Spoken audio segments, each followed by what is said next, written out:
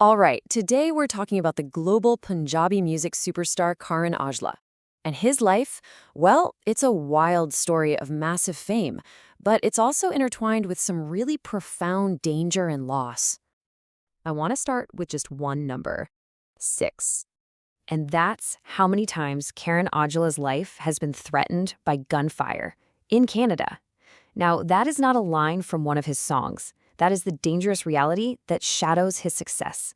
So let's dig into where all of this started. So, Section 1, Aujla's climb to the top of the charts wasn't all glamour. It came with a really, really dark side, especially in the country he had come to call home. So picture this. It's 2019. The threats start rolling in. We're talking extortion cases and gunfire at his house. It just kept escalating, making him a constant target. The demands were simple and brutal. Give us money, or you're not performing in India. And the craziest part? The guys doing this were like ghosts. They'd use stolen cars, do the damage, and then just vanish, leaving the police with pretty much nothing to go on. And this is where things get really interesting, kind of paradoxical. You'd think he'd feel safer in Canada, right? Wrong. He actually says he feels less safe there. He points out how the houses are made of wood, and bullets can just rip right through them. But back in his village in Punjab, a place many people associate with violence, he feels way more secure. And why? Well, it comes down to government protection.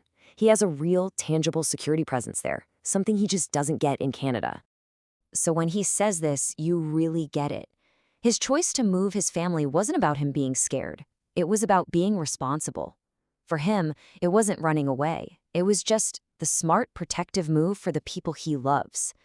But these threats from the outside, that's really only half the battle he's fighting. And that leads us right to his internal struggles. Because behind all the sold-out arenas and the luxury cars, there's this huge emptiness. I mean, just listen to this quote. It basically translates to, I've made all this money, but I have no idea what a parent's love even feels like. Wow, the guy bought a Rolls Royce, his dream car, but he says that feeling you get when an uncle gives you a little bit of money as a gift, that feels more real to him than earning millions. It's just something that money can't buy. And to really understand where that feeling comes from, you have to go back to his childhood.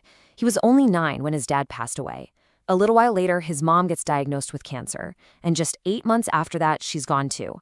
I mean, can you imagine losing both your parents like that so young? It left this hole that all the success in the world just hasn't been able to patch up. He says the hardest thing is having nobody to show it all to. No dad to talk to, no mom to buy gifts for. Just think about that for a second. You're on stage, 20,000 people are screaming your name, and then you go back to a silent hotel room completely alone. It's the central question of his life, isn't it? What's the point of winning if the people you were winning for aren't there to see it? So, what keeps a person like that grounded? What anchors a man who feels so alone, right at the peak of his career? Well, that brings us to Section 3, because through all the chaos, the danger, and the grief, he did find an anchor, and that was his wife. His definition of love is just perfect. It basically means love is something you shouldn't have to say out loud. For him, it's not about big, showy gestures or saying I love you all the time. It's this deep, unspoken thing. It's about being so connected that you can just look at each other and know. You just get it. No words needed. And as one story he tells just says it all. The first time their house gets shot at, he is, understandably, freaking out. His mind is racing. He's thinking the worst. He looks over at his wife, totally panicked, and she just looks back at him and says, "Go to sleep. Nothing's going to happen." And get this. 2 minutes later, she's fast asleep. Her calm in the face of that chaos was everything. It completely grounded him.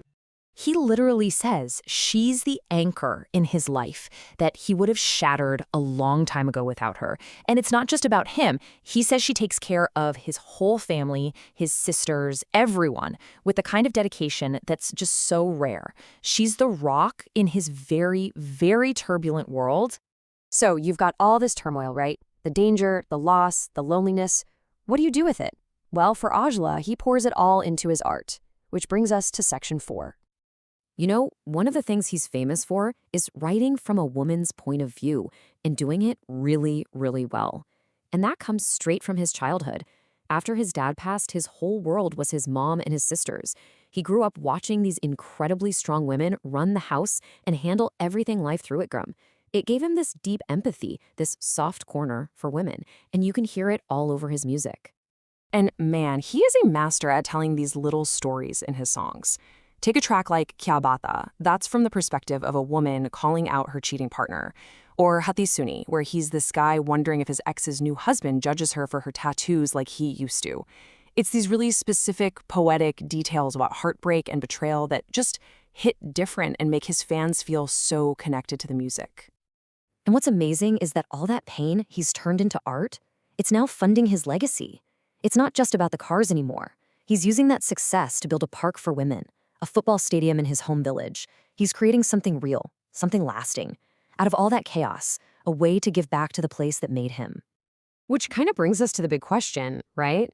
If all the success in the world can't buy you happiness, and it can't even buy you safety, then what's the real point?